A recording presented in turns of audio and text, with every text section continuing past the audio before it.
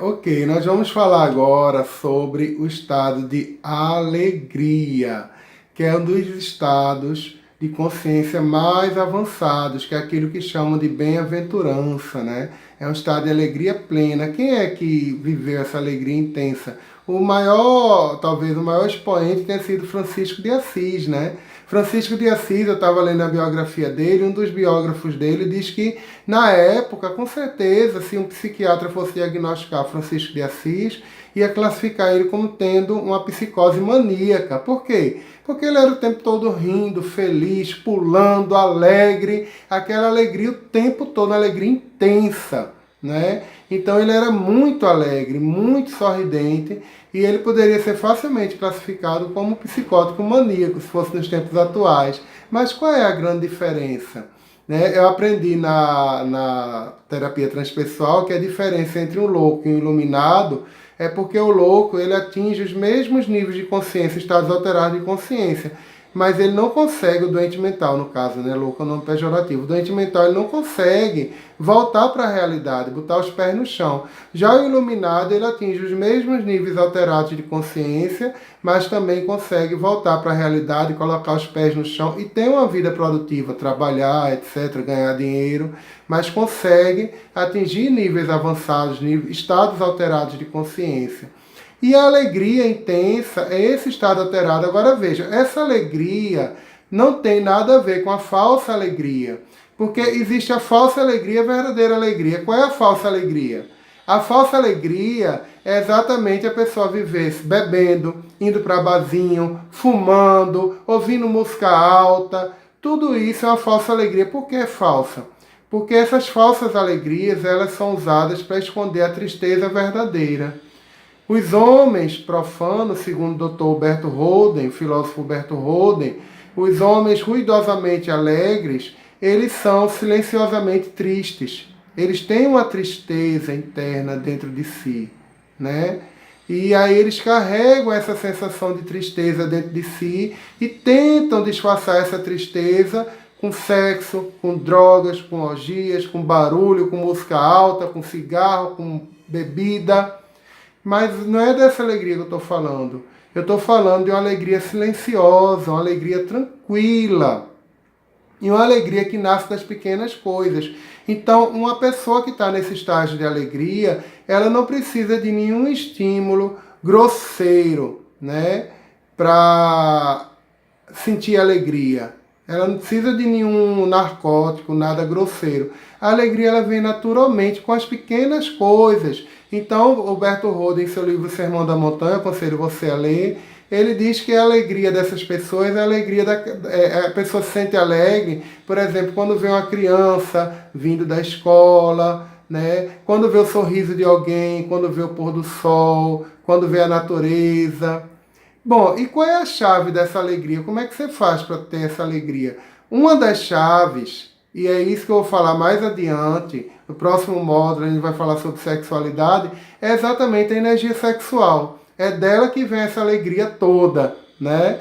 Por quê? Porque quando você equilibra a sua sexualidade, quando eu digo equilibrar a sua sexualidade, não quer dizer abstinência, não quer dizer que você não vai ter uma vida sexualmente ativa. Você pode ter uma vida sexualmente ativa extremamente prazerosa e saber canalizar essa energia sexual. O que eu falo de canalização de energia sexual é você evitar o desperdício da energia sexual através da masturbação e através do sexo sem amor, da cintura para baixo, que geram estados compulsivos. Isso não é nenhum discurso moralista, não é. Por quê? Porque a ciência já comprova, eu vou falar mais adiante, no próximo módulo você assista, de que atos sexuais desprovidos de afetividade, eles liberam uma quantidade imensa de dopamina, que vai saturar os receptores do cérebro, e aí a pessoa fica sem prazer, fica sem alegria, fica aquela vida tediosa, monótona, né? Mas aí eu conheci um homem com a sexualidade equilibrada. Como é que eu sei disso?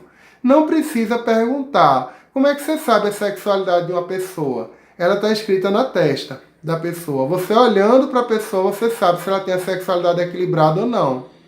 Mas como, Fernando? Como é que é isso? O que é sexualidade equilibrada? Não tem nada a ver com ser homossexual, bissexual, não tem nada a ver com isso. Não tem nada a ver com a forma como a pessoa faz sexo ou deixa de fazer. O que a energia sexual equilibrada tem a ver com vitalidade, com alegria. Então, um homem que é sexualmente equilibrado, ele aperta sua mão com força, o olho dele brilha, espero que o meu esteja brilhando. Talvez não esteja brilhando tanto que eu dei plantão ontem, né? Mas assim, o olho brilha, ele é alegre, ele é entusiasmado, né? Ele, quando você conversa, ele se curva para frente, olha nos seus olhos, presta atenção. Já um homem desequilibrado sexualmente, como é que ele age?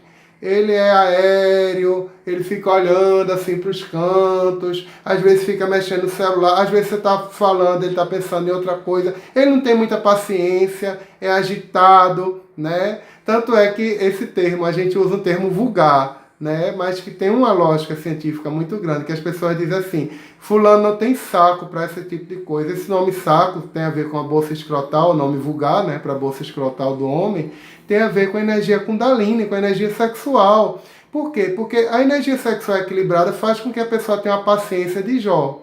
A pessoa tem saco para tudo, tem paciência e tem energia. São duas coisas, paciência e energia. A pessoa tem paciência para enfrentar uma fila no sol quente, para fazer qualquer coisa, e tem energia. Então, eu conheci um médico assim, né? Eu conheci um médico que é um senhor de 60 anos, eu tenho certeza absoluta que ele tinha sexualidade equilibrada. Lógico que eu não tive coragem de perguntar a ele, mas era patente. Porque ele chegou para mim, eu estava de plantão na UTI, ele estava vendo um paciente, ele, ô Fernando, não sei o que, ele me tratou como se fosse uma pessoa da família. Me olhou nos olhos, com o maior carinho do mundo, olha, eu estou acompanhando esse paciente, coisa e tal, e eu queria discutir o caso com você. E depois ele começou a conversar comigo, e ele disse, olha, tem uma coisa assim impressionante para mostrar para você. Eu vou mostrar aqui para você uma foto no meu celular. É uma coisa assim que você nunca viu na vida. Eu digo, puxa, o que será?